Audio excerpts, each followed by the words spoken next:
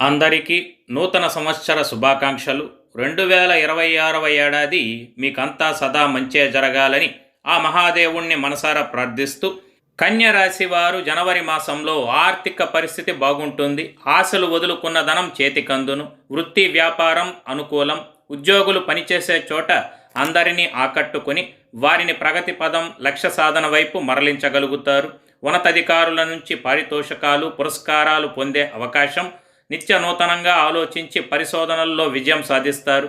ఓ తీపి కబురు మీ చెవిలో పడుతుంది. కుటుంబ సభ్యులతో అధిక సమయం గడుపుతారు. వారి ఉన్నతి కోసం శ్రమిస్తారు. ఇంట్లో కొన్ని మార్పులు చేస్తారు. ఆదర్శవంతమైన జీవనాన్ని పొందుతారు.